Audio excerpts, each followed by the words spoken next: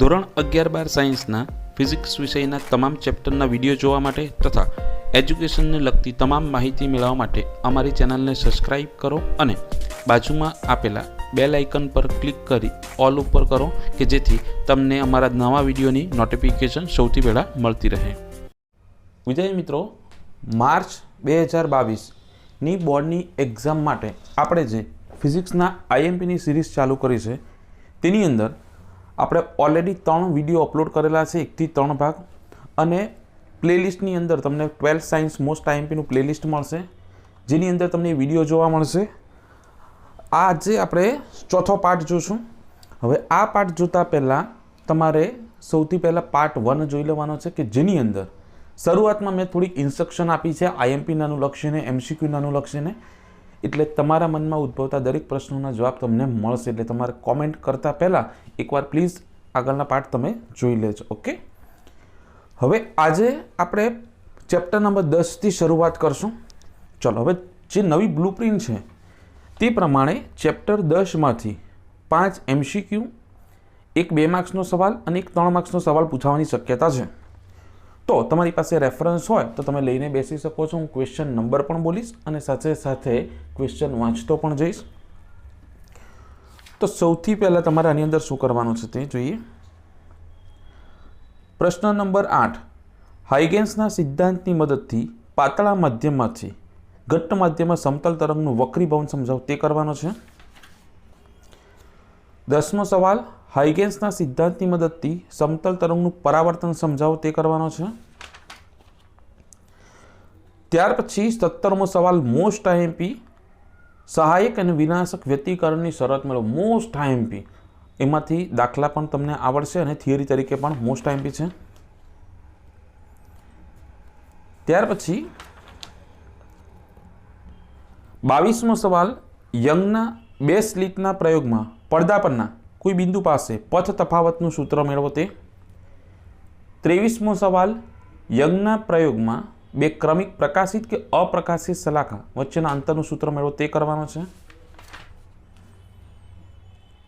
ત્યાર પછી આ જે વિવર્તનનો ટોપિક છે ક્વેશ્ચન નંબર 26, તેમાં વિવર્તન જે ખરું તે λ/d ગુણોત્તર પર આધાર રાખે તે તમારે એમસીક્યુ માટે યાદ રાખવાનું છે કે જ્યારે તરંગ લંબાઈ વધી જાય અથવા તો સ્લિટની પહોળાઈ ઘટી જાય, અડચણની પહોળાઈ, તો વિવર્તન વધે, ક્યારે ઘટે.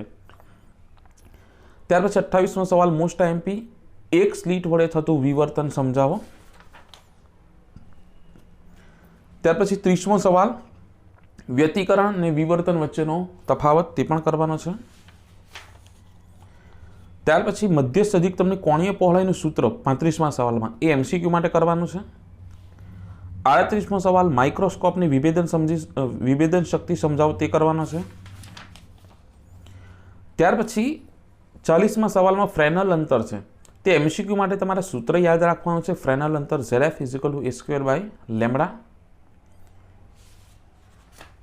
ત્યાર પછી 44મો સવાલ, મોસ્ટ આઈએમપી માલસનો નિયમ.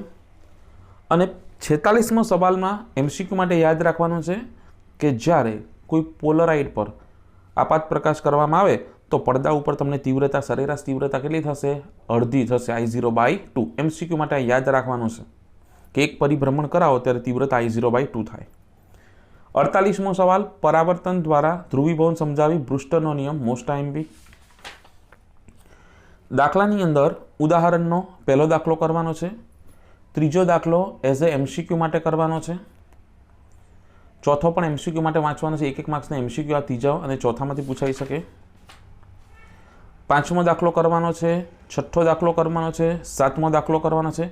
હવે 6થો અને 7મો પણ એમસીક્યુમાં પૂછાઈ શકે અથવા તો 2 માર્ક્સના દાખલામાં પણ આવી શકે. 9મો દાખલો કરવાનો છે, એ પણ આઈએમપી છે. સ્વાધ્યાયની અંદર પહેલો દાખલો કરવાનો છે. બીજો દાખલાનો એ જે ભાગ ખરો તે એમસીક્યુ માટે કરવાનો છે. ચોથો દાખલો કરવાનો છે સ્વાધ્યાયનો. 5મો કરવાનો છે. 6થો કરવાનો છે.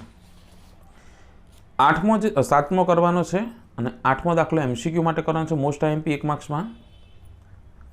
ત્યાર પછી 10મો અને 11મો દાખલો એમસીક્યુ માટે કરવાના છે. હવે ઘણા વિદ્યાર્થીઓ એવી કોમેન્ટ કરે છે કે સર વધારાના સ્વાધ્યાયમાંથી સવાલ પૂછાશે દાખલા. એવું કશે મેન્શન નથી કરેલું કે વધારાના સ્વાધ્યાય ના પૂછી શકાય. વધારાનો સ્વાધ્યાય પૂછી શકાય, કેમ કે ગયા વર્ષે જે 30% સિલેબસ કટ હતો તેમાં અમુક ચેપ્ટરના વધારાના સ્વાધ્યાય કટ કરેલા હતા અને અમુક નહોતા કરેલા, બરાબર. એનો મતલબ કે વધારાનો સ્વાધ્યાયમાંથી પણ બોર્ડમાં પૂછી શકે. એટલે એ પણ કરવાના રહેશે. હું જેટલા ટીક કરાવું તેટલા. 16મો દાખલો કરવાનો છે, 18મો કરવાનો છે અને 19મો દાખલો. આટલા દાખલા 10મા ચેપ્ટરમાંથી કરવાના છે.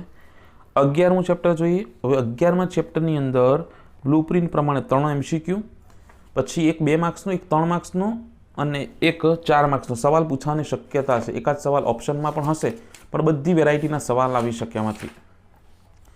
તો એની અંદર શું કરવાનું છે તે સૌથી પહેલાં 6થો સવાલ ધાતુમાંથી ઇલેક્ટ્રોનનું ઉત્સર્જનની રીતો તે કરવાનો છે. 9મો સવાલ ફોટો ઇલેક્ટ્રિક અસર અંગેના હોલવાસ અને લેનાર્ડના અવલોકનો વર્ણવો તે કરવાનો છે. ત્યાર પછી થ્રેશોલ્ડ આવૃત્તિ માટેના જે ટોપિક છે 10મો સવાલ તે MCQ માટે યાદ રાખવાનો છે કે મોટાભાગની ધાતુઓ જેવી કે ઝિંક, કેડમિયમ, મેગ્નેશિયમ માટે થ્રેશોલ્ડ આવૃત્તિ ટૂંકી આવૃત્તિવાળા પારજાંબલી વિભાગમાં મળે છે, જ્યારે આલ્કલી ધાતુઓ lithium, sodium, potassium, caesium, rubidium ધાતુ માટે દ્રશ્ય વિભાગમાં મળે છે. તો કઈ ધાતુની આવૃત્તિ પારજાંબલી વિભાગમાં, કઈ દ્રશ્ય વિભાગમાં, MCQ માટે યાદ રાખવાનું છે ધાતુના નામ. 11મો સવાલ કરવાનો છે ફોટો ઇલેક્ટ્રિક અસરનો અભ્યાસ માટે પ્રાયોગિક ગોઠવણીની રૂપરેખા સમજાવો. 13મો સવાલ ફોટો ઇલેક્ટ્રિક અસરના પ્રયોગમાં વિદ્યુત સ્થિતિમાનની ફોટો ઇલેક્ટ્રિક પ્રવાહ પર અસર સમજાવો તે કરવાનો છે. પછી એમાંથી MCQ પણ આવી શકે કે સ્ટોપિંગ પોટેન્શિયલ બદલાતું નથી, તીવ્રતા બદલો તો ફોટો ઇલેક્ટ્રિક પ્રવાહ બદલાશે, સંતૃપ્ત પ્રવાહનું મૂલ્ય, પણ સ્ટોપિંગ પોટેન્શિયલ બદલાતો નથી. ફોટો ઇલેક્ટ્રિક અસરની લાક્ષણિકતાઓ 16મો સવાલ કરવાનો છે. 18મો સવાલ ફોટો ઇલેક્ટ્રિક અસરની આઇન્સ્ટાઈનની સમજૂતી તે કરવાનો છે. ત્યાર પછી 22મો સવાલ ફોટોની લાક્ષણિકતાઓ કરવાનો છે. 25મો સવાલ ધ બ્લોગડીનો અધિતર્ક અને તરંગ લંબાઈનું સૂત્ર તે કરવાનું છે. ત્યાર પછી અહીંયા સામેની બાજુ આટલા જે ઇક્વેશન છે તે યાદ રાખવાના છે દાખલા માટે, કેમ કે દાખલાની અંદર યુઝ થાય છે. 26મો સવાલ હાઇઝનબર્ગનો અનિશ્ચિતતાનો સિદ્ધાંત તે કરવાનો છે, કેમ કે તમને MCQમાં પણ કામ લાગશે, દાખલામાં પણ કામ લાગે અને એઝ એ થિયરી પણ 2 માર્ક્સમાં પૂછી શકે. 28મો સવાલ ડેવિશન ગર્મનો પ્રયોગની ગોઠવણી સમજાવો તે કરવાનો છે. ત્યાર પછી ઉદાહરણની અંદર હવે આની અંદર મોટાભાગનું આપણે કરવું પડશે, કેમ કે 2 માર્ક્સ, 3 માર્ક્સ અને 4 માર્ક્સ બધા જ સવાલ પૂછાવાના છે.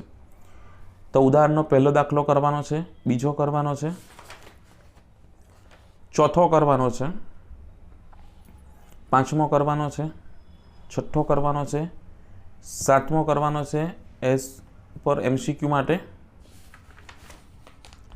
સ્વાધ્યાયમાં પહેલો કરો, બીજો કરો, ત્રીજો દાખલો MCQ માટે કરવાનો છે, ચોથો કરવાનો છે, 5મો કરવાનો છે, 6થો MCQ માટે કરવાનો છે 1 માર્ક્સમાં, 7મો પણ કરવાનો છે, 8મો કરવાનો, 9મો કરવાનો, 10મો, 11મો, 12, 13, 14,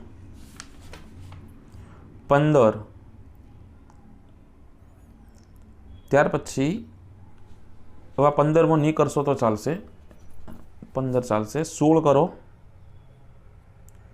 17 કરો, 19મો કરવાનો.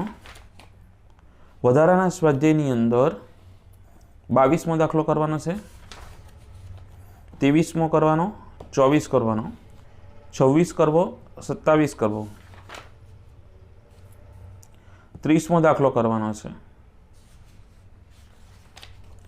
31મો કરવાનો છે,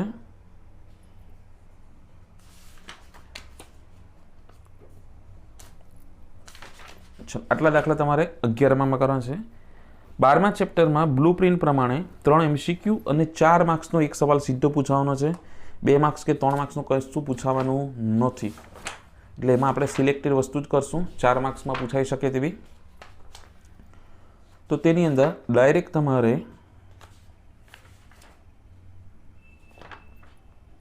હવે 12મો સવાલ જે કરો હાઇડ્રોજન વર્ણપટની 5 શ્રેણીઓ, તે 5 શ્રેણીના નામ અને સૂત્ર તમારે યાદ રાખવાના છે. MCQ અને દાખલામાં કામ લાગશે તમને એ 5ના સૂત્ર. ત્યાર પછી ડાયરેક્ટ 17મો સવાલ કરવાનો છે મોસ્ટ IMP બોર મોડેલ પરથી આધારિત આપેલા પરમાણુમાં ઇલેક્ટ્રોનની nમી કક્ષાની ત્રિજ્યાનું સૂત્ર મેળવો. અને 18મો સવાલ બોર મોડેલ પરથી એનમી કક્ષાનું ત્રિજ્યાનું સૂત્ર પરથી ઉર્જાનું સૂત્ર મેળવો ઇલેક્ટ્રોનની. એ બંને મોસ્ટ આઈએમપી 4 માર્ક્સ માટે. ત્યાર પછી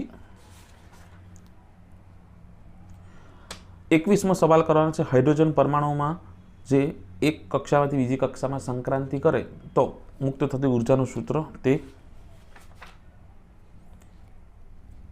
ત્યાર પછી દાખલાની અંદર ઉદાહરણમાં બીજો દાખલો કરવાનો છે, ત્રીજો કરવાનો છે. સ્વાધ્યાયની અંદર ત્રીજો દાખલો અને ચોથો દાખલો, ત્રીજો, ચોથો અને પાંચમો MCQ માટે કરવાનો છે 1 માર્ક્સમાં. છઠ્ઠો દાખલો કરવાનો છે 4 માર્ક્સ માટે. 8મો દાખલો MCQ માટે કરવાનો છે. ત્યાર પછી 10મો દાખલો એ પણ MCQ માટે કરવાનો છે.